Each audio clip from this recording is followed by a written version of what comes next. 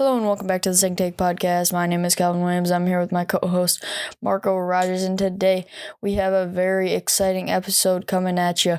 We're going to start it off with our reaction to the NFL divisional round. Lots of surprising games in that round, and then we'll move on to college football, do a recap of the top 10 games of the year according to us, and then we'll do our college basketball, like our weekly reaction. There's been a little bit of movement around in the rankings, so we'll keep you updated on that. And then finally, what everyone wants to see, the NFL championship round. We're going to be predicting that. And yeah, that'll wrap it up. So Marco, you want to get us started with the NFL divisional round? Yeah, first game, Chiefs, they beat the Jags by 7. Chiefs didn't play that well. The defense wasn't phenomenal. It was pretty good, but not phenomenal. Mahomes, 195 passing yards, 2 touchdowns. He did get injured, so that's a very impressive stat line considering he was injured. But still, Chiefs didn't really impress me this game, but the Jags just didn't play well enough to beat the Chiefs. You have to play a great game to beat them. The run game was okay. Lawrence was okay. Nothing that they did was special, and you just can't have such a mid game against the Chiefs and expect to win. Yeah, the Chiefs are a team where you're going to need to play your best against. They just have too many weapons, too good of a defense to not have an outstanding game if you're wanting to win. So that's what happened. Chiefs win 27-20. Moving on, Eagles taking care of business against the Giants 38-7. This game was truly dominated on the defensive end for the Eagles. On the offensive side of the ball, Jalen Hurts 2 touchdowns, 0 picks, 16 for 24, 154 yards. Not an insane stat line for but they rushing on that really propelled them to put up so many points. So a really great game for the they're definitely on the right track right now. Marco. Yeah, Eagles probably have the second best defense in the NFL behind the 49ers. They were just more physical than the Giants. These are two great coaches. I'm not saying Brian Daboll's a bad coach, but they simply just got absolutely outperformed in every way. They just weren't a good enough team, not talented enough, and as expected, Eagles win by a lot. Yep. You want to take the next one? Next up, Bengals stun the Bills. This was shocking. Both teams struggled a little last week, but I didn't think the Bills would struggle this much. Their defense was atrocious. Joe Burrow, 23 for 36, 242 yards, 2 touchdowns. Mixon was doing whatever he wanted in the run game, and then they were just spreading the ball around to different receivers. No receiver over 65 yards. And then Josh Allen played atrocious. We were slandering him a little last week, saying that he really wasn't as good as people say he was. And he sort of showed that today, going 25-42, 265 yards, no touchdowns, and an interception.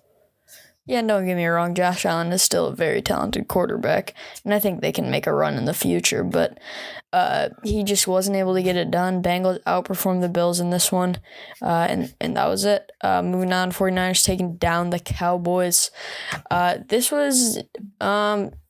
This was exactly what I predicted would happen. I'm not going to lie. 49ers were simply the better team than the Cowboys. It did come down to a final drive that the Cowboys could have somehow gone the length of the field in 15, 20 seconds, but they were not able to do that, and the 49ers got it done at home.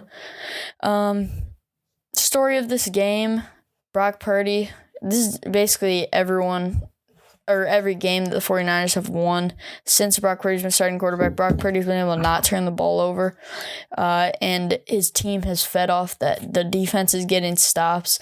They have so many weapons on offense, so even when he's only throwing for 214 yards, they're still able to put up enough points to win and make enough stops to him. Marco? Purdy definitely the definition of an average game, but that's all you need. Even though he has all these weapons, still not the best performance, but the Cowboys defense is very good. Definitely a top 5 defense in the NFL. But 49ers here showed why they have the best defense in the NFL. The only guy that really could do something is CeeDee Lamb. He had 117 receiving yards. But besides that, Zeke 2.6 yards a carry on 10 carries. Dak 23 for 37, 206 yards, a touchdown, 2 picks. Like, just shut them down completely. And then on that one kick return, Keontae Turpin, instead of running across the field and scoring a touchdown, he decided to run directly into the 49ers kicker, Robbie Gould, and that cost them a touchdown. So just lots of mistakes on the Cowboys, and Niners showed why their defense is the best in the NFL. Yep, and that'll do it for our NFL divisional games. Moving on, the top 10 best college football games of the year, according to us. We think we put together a pretty solid list. We're going to do 10 through 2, give a couple honorable mentions, and then we'll reveal the number 1. So I'll start it off with 10 through 6. Marco, you can take 5 through 2 and number 1. Started off, UNC wins over App State 63-61. This was a game that Drake May dominated, putting up 63 points, obviously. He was trying to make a case for himself early in the season. Their defense was absolutely terrible, but this was when App State was still relevant too, so it didn't look as bad. But UNC was able to get that win. Then at number 9, we have number 3 TCU taking down Michigan in the college football playoff, 51-45. This game was pretty heartbreaking, I'm not going to lie. Michigan down 3 possessions at some point, just never seemed out of the game. They kept being able to claw back. And it was a really fun game to watch, even though Michigan didn't end up on the right side of it. At number 8, we have number 13 TCU. Really, before they were still pretty unknown in this game, but they took down number 8 Oklahoma State 43-40, and that really helped propel them up the rankings and be a legit contender for the college football playoff. And then at number 7, we have number 25 Washington upsetting number 6 Oregon 37-34. Washington definitely had a solid season, don't get me wrong, but the main point of this game being so high on the list is because this really knocked Oregon out of playoff contention. Almost entirely. They were the number 6 seed at the time, and this really dragged them down the rankings, and was not good for Oregon. And then my final game, number 6, number 4, the 6th game on our list, 6 ranked. Number 4 TCU survives at Baylor, 29-28. The infamous run the kicker on the field, knock the field goal down. They got a big play right at the end, brought him in the field goal range, sprinted the kicker out on the field, and you drilled it. So definitely a very exciting game to watch there, and that led TCU to make the college football playoff. Mark, are you going to take 5 through 1? Yeah, all of those games were just incredible games. This was an incredible year in college football, but we believe these 5 are just better. Number 7, USC. Actually, no. On our 5th game, number 1, Georgia survives versus number 4, Ohio State, 42-41 in the college football playoff. A back-and-forth game. Ohio State had a lead, but it was always very close, so that's why we put it over the Michigan game. It always felt like Georgia was still in it, even though Ohio State was winning, and then it came down to that 50-yard field goal as the ball dropped. Just an incredible game, and yeah, that was just a great game in the college football playoff semifinal. Next up, number 4, number 7 USC loses at number 20 Utah, 43-42. This was the regular season game, not the Pac-12 championship, where that was a blowout. But yeah, USC, this was sort of the beginning of their downfall, and people saying that they have a soft defense. They didn't really show that many gaps early on in the year, but here they just got absolutely exposed by Cameron Rising and that offense. Caleb Williams played great, just not good enough. At number 3, number 10, LSU upsets number 5, Bama, 32-31. Definitely not the best game on this list, but it also probably has the most defense. This game, I believe, was 24 all going into overtime. So, definitely a good defense game, but in overtime, Bama goes down and scores. LSU scores, goes for two, gets that play. That was just an incredible ending, and the environment was incredible. And then at second, probably the best game on this list, but not necessarily like the most importance. Number 3, Bama loses at number 6, Tennessee, 52-49. I mean, just so much offense, some defense in this game. But the whole defense was pretty much just interceptions, game-winning field goal after Bama missed a field goal. Sort of the beginning of Bama's downfall. Tennessee sort of proves that they're the Cinderella story of college football. Well, other than TCU, and they get a huge win there. And then a couple of honorable mentions. Tulane beats USC in the Cotton Bowl. That was a very impressive game out of them. Kansas State beats TCU 31-28 in the Big 12 championship. That was a very entertaining game. And the final honorable mention, Florida State beats LSU 24-23. That infamous missed extra point from LSU. That was an incredible game. And in first place, you probably all know what it is. Number 3, Michigan takes down number 2, Ohio State in the shoe, 45-23. Definitely the most important game of the year, one of the best environments of the year, best rivalry of the year. Just everything about it was sort of the best. And obviously, us being Michigan fans, this was one of the best days of our lives. Michigan winning like this in the shoe and clinching the playoffs. Like, this was just incredible. And yeah, Michigan gets it done. Cal, do you have anything to say about that? No, that was just a great day. Obviously very, very pleased with how Michigan played that day. Moving on, we're going to talk about a little bit of college basketball.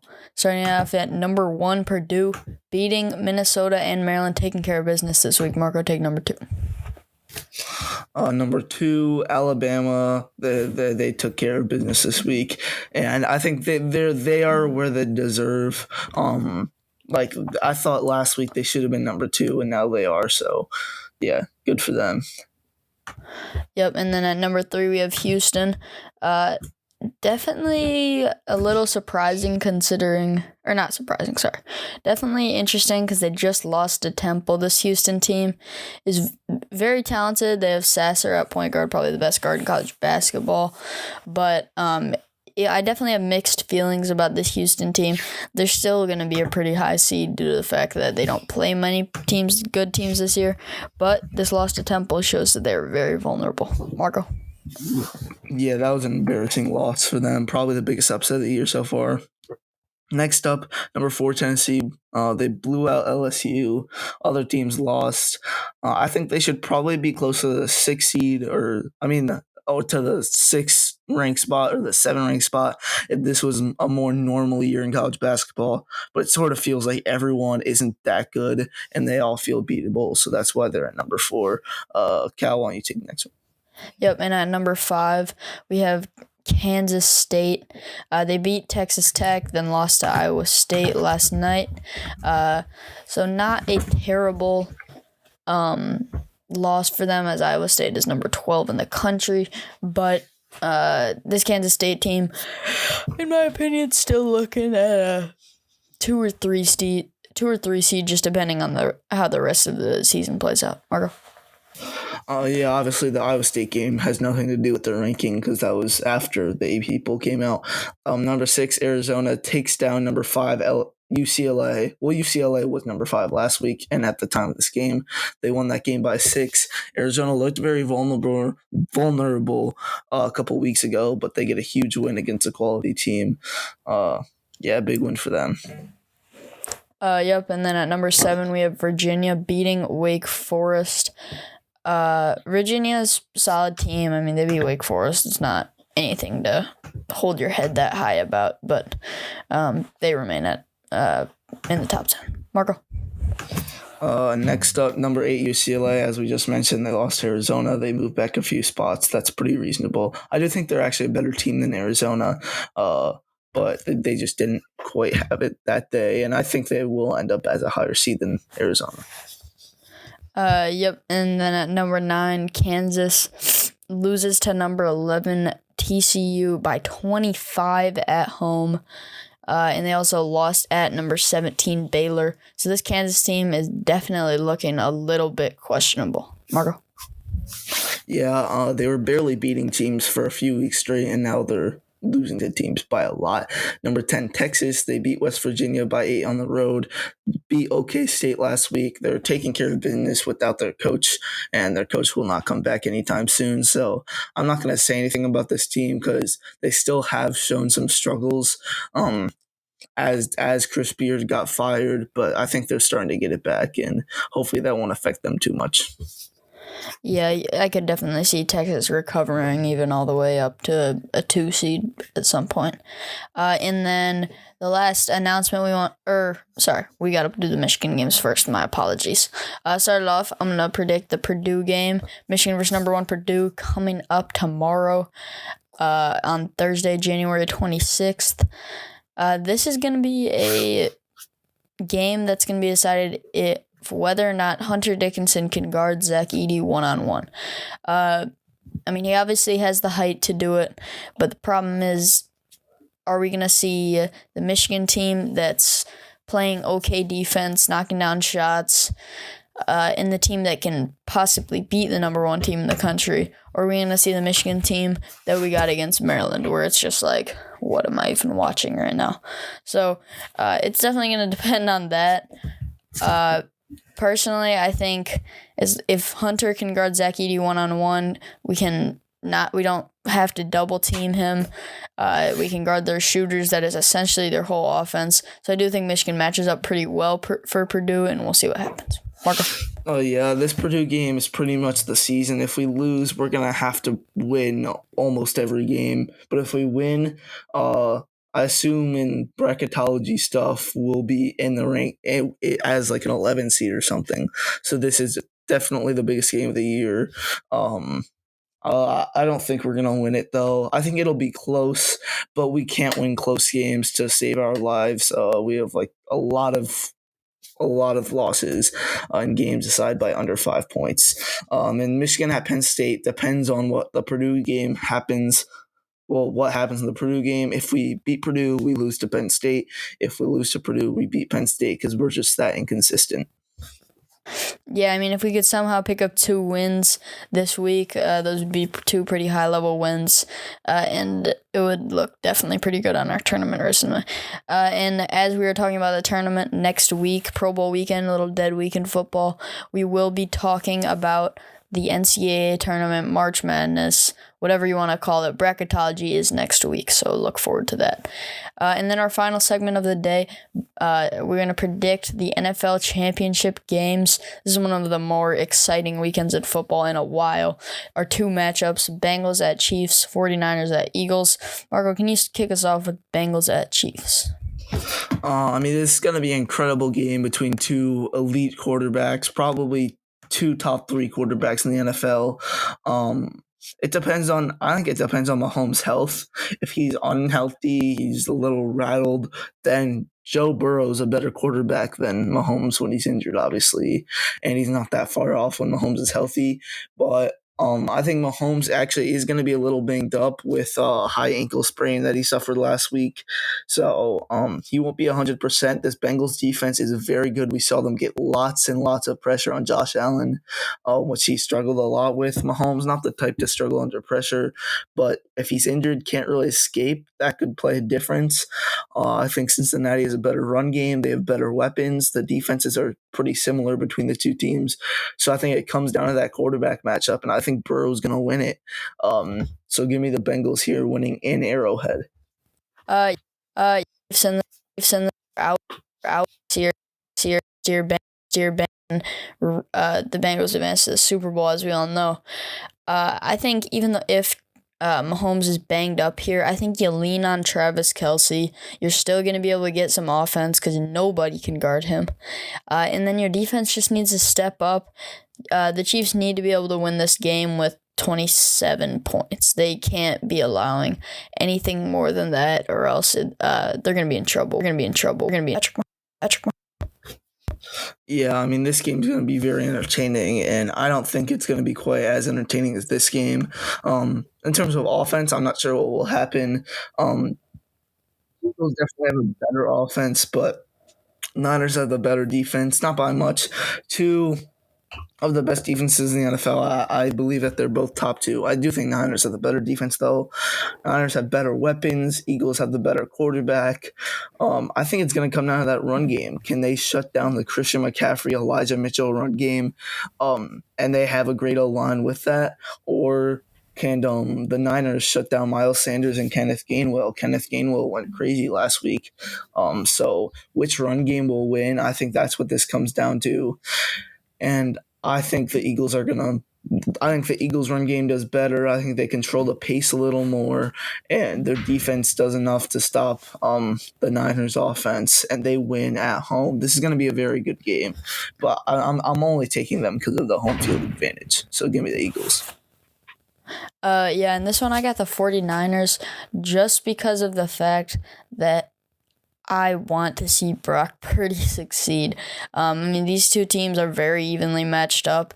The only difference is that the Eagles have a better quarterback, and that the 49ers have slightly better weapons offensively. Other than that, they're pretty even teams, so I think it's really going to be, I wouldn't say a shootout because these are also two of the top defenses in the NFL, but it's just going to be a very good football game, and I'm really looking forward to seeing it. But I got the 49ers here. I think they're going to have enough weapons where Brock Purdy can calm down and really have like a huge game, which he hasn't had in a little while. Marco? Oh yeah, that game. Both these games are just going to be so good. I'm very excited to watch this championship weekend. So yeah, that'll be all. Yeah. All right. Thank you all for listening to the Second Take podcast. We will see you next week. Peace. Bye.